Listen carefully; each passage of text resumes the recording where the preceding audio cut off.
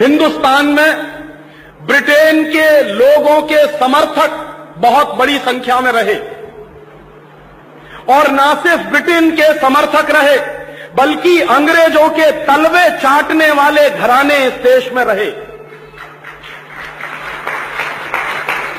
अंग्रेजों की जी हजूरी करने वाले घराने इस देश में रहे और जिन खानदानों ने अंग्रेजों के जितने ज्यादा तलवे चाटे उन्हीं खानदानों का नाम इस देश में गर्व से लेते हैं लोग।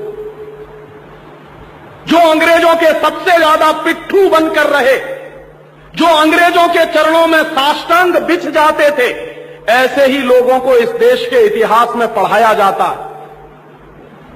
और ऐसा ही एक खानदान था जो अंग्रेजों की गुलामी में आकंठ डूबा हुआ था। उस खानदान का नाम था टैगोर खानदान।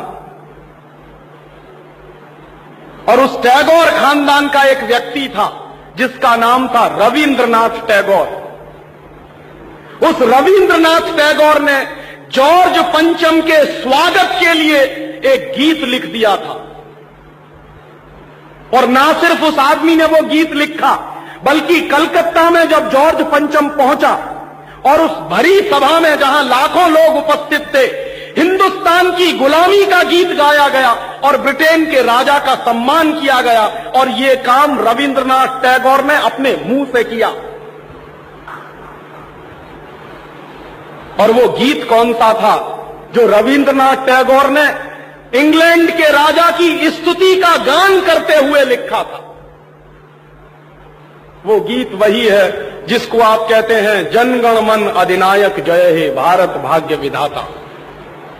बहुत शर्म आती है मेरे जैसे आदमी को जब वो गीत गाने के लिए कोई मुझे कहता है कि ये गाओ।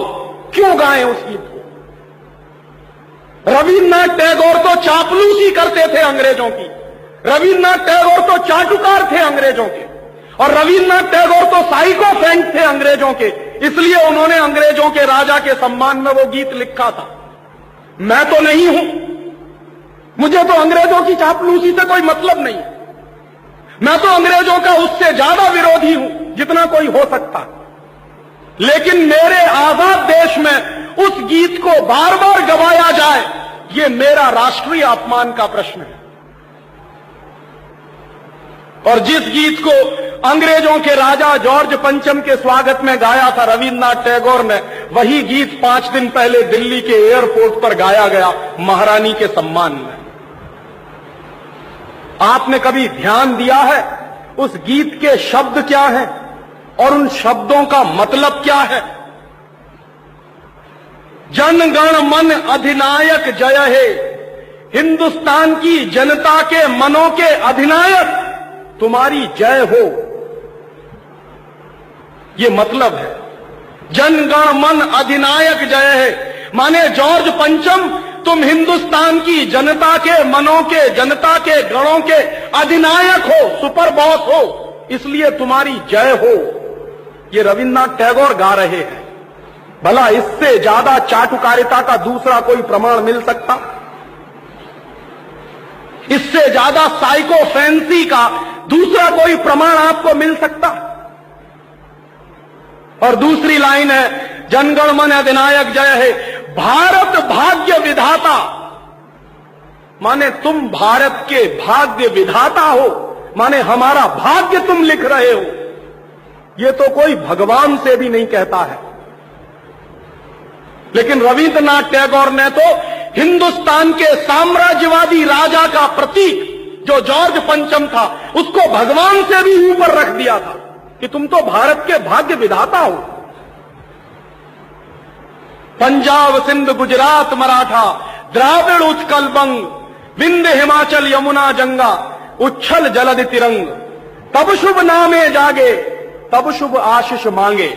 माने पंजाब सिंध गुजरात मराठा द्राविड़ उत्कल बंग, ये सारा हिंदुस्तानी इलाका तुम्हारे लिए आशीष मांग रहा है, तब शुभ आशीष मांगे, तुम्हारी भलाई की प्रार्थना कर रहा है।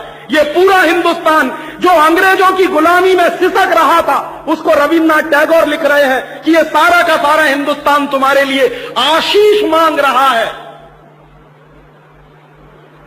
तब शुभ आशीष मांगे, और वो सारी की सारी आशीष हम तुमको दे रहे हैं अपनी तरफ से। और अंत में जनगण मंगलदायक जय है भारत भाग्य विधाता, वही भारत के भाग्य विधाता तुम्हारा मंगल हो, तुम्हारा कल्याण हो। माने जो हमको गुलाम बनाने के लिए आए हैं, उनकी चाटुकारिता में कोई आदमी कितना बिक सकता है, इसका यह निकृष्ट नमूना है। और अंत में वो कह रहे हैं कि जय है जय है जय है, माने तुम्हारी ही जय है, तुम्हारी ही जय है, तुम्हारी ही जय है। ऐसा गुलामी का प्रतीक गीत ये गुलामी के दिनों में गाया गया एक ऐसे हिंदुस्तानी की तरफ से जिसको शायद आप बड़े श्रद्धा की नजर से देखते हैं।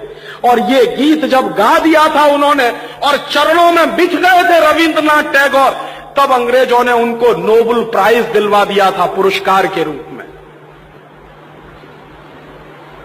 रविंद्रनाथ टैगोर को ऐसे ही नोबेल प्राइज नहीं मिला था। अंग्रेजों ने कुछ नियम बनाए थे, कुछ परंपराएं बनाई थी, और अंग्रेजों के नियम क्या थे? जो अंग्रेजों की जितनी ज्यादा चाटुकारिता करे, जो अंग्रेजों के जितने ज्यादा पैर चाटे, उसी को अंग्रेजी सरकार राय बहादुर का खिताब देती थी। उसी को अंग्रेजी सरकार हिंदुस्तान में और इंग्लैंड में नाइटहुड की पदवियां दिया करती थी। ऐसे ही लोगों को अंग्रेजों की तरफ से इनाम मिलते थे, क्योंकि वो अंग्रेजों के चरण चाटते थे और हिंदुस्तान को गालियां देते थे।